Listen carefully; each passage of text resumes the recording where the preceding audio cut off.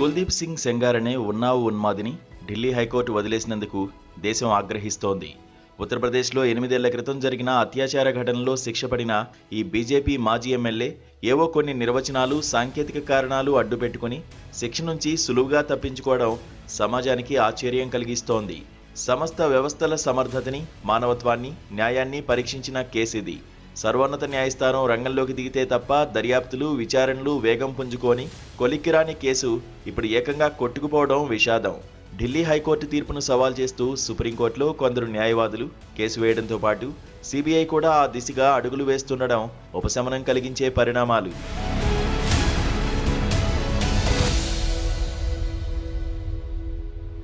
బాధితురాలు మళ్లీ న్యాయం కోసం పోరాడవలసి వస్తోంది. తనపై అత్యాచారం చేసిన వ్యక్తిని కోర్టు అర్ధంతరంగా వదిలేసినందుకు నిరసనకు దిగిన బాధితురాలిని, ఆమె తల్లిని పారామిలిటరీ బలగాలు ఈడ్చిపారేశాయి. న్యాయం కోరుతున్న వారి పట్ల అన్యాయంగా, అమానవీయంగా వ్యవహరించాయి. ఉన్నావులో ఉండాల్సిన ఆమెకు దేశ రాజధానిలో ఏమి పనంటూ ఆమె మళ్లీ రాజకీయం చేస్తున్నదన్న అర్థంలో బీజేపీ నాయకులు వ్యాఖ్యానిస్తున్నారు. సోనియా, రాహుల్ని కలిసినంత మాత్రాన ఇన్ని దీర్ఘాలు తీయనక్కర్లేదు. ప్రధాని, హోంమంత్రిని కలుసుకుని తన గోడు చెప్పుకోవాలన్న ఆమె అభీష్టం నెరవేర్చడానికి బీజేపీ నాయకులు సహకరిస్తే ప్రజలు మరీ సంతోషిస్తారు. కుల్దీప్ యాదవ్ సెంగార్ జైలు నుంచి బయటకొస్తే తన చావు ఖాయమన్న ఆమె భయం సరైనది. అప్పట్లో బీజేపీ ఎమ్మెల్యేగా ఉన్న కుల్దీప్ సింగ్ అప్పటికి మైనర్ అయిన ఈ బాధితురాల్ని ఎత్తుకుపోయి నిర్బంధించి అనేక రోజుల పాటు అత్యాచారానికి పాల్పడమే కాదు, ఆమెను అమ్మే ప్రయత్నమూ చేశాడు. సెంగార్ ఆయన మనుషుల చేతికి చిక్కుతూ తప్పించుకుంటూ మరోపక్క పోలీసు రక్షణ కోసం చేసిన ప్రయత్నాలు ఫలించక ఆమె నిత్యం నరకం అనుభవించింది. స్థానిక పోలీసులు ఎఫ్ఐఆర్ నమోదుకు నిరాకరించి మహాశక్తిమంతుడైన సెంగార్తో రాజీ పడమనేవారు. ఒక బలమైన నాయకుడిపై అలుపెరగని పోరాటం చేస్తున్నందుకు ఈ బలహీనురాలు కన్నతండ్రిని కోల్పోయింది. 2 దశాబ్దాల నాటి అక్రమ ఆయుధాల కేసును తవ్వితీసి పోలీసులు అతన్ని స్టేషన్కు తెచ్చి సెంగారు ముఠాతో కలిసి చావగొట్టారు.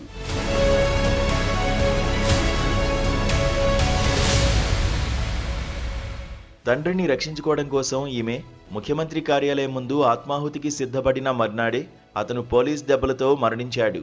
దేశం యావత్తూ అట్టుడికిపోవడంతో బీజేపీ ఎట్టకేలకు అతడిని సస్పెండ్ చేసింది. వేలాది మంది మద్దతుదారులు, ఠాకూర్ నేతల సమక్షంలో సెంగార్ అరెస్టు సైతం ఎంతో ఆర్భాటంగా, గౌరవంగా జరిగింది.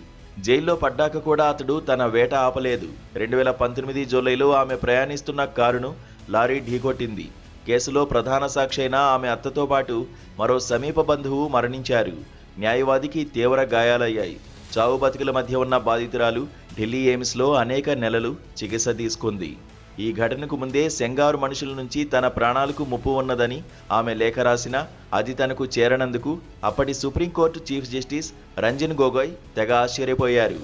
సెంగారుపై నమోదైన అత్యాచారం, హత్యాయత్నం ఇత్యాది కేసులన్నీ సుప్రీంకోర్టు చొరవతో ఆ తర్వాత ఢిల్లీకి తరలినప్పటికీ సిబిఐ అనంతరకాలంలో వెనకడుగు వేసి హత్యారోపణను ఉపసంహరించుకుంది. పోలీసులు, సిబిఐ సక్రమంగా వ్యవహరించినందుకు తప్పుబడుతూనే ట్రయల్ కోర్టు సెంగార్కు జీవిత ఖైదు విధించింది. చావును జయించి బాధితురాలు అతి కష్టం మీద సాధించిన ఆ న్యాయాన్ని ఇప్పుడు ఢిల్లీ హైకోర్టు లాగేసుకుంది. ఎమ్మెల్యే ప్రభుత్వాధికారి కాదు కనుక పోక్సో చట్టంలో సెక్షన్ 5 వర్తించదన్న కారణంతో అతడి జీవిత ఖైదును సస్పెండ్ చేసింది.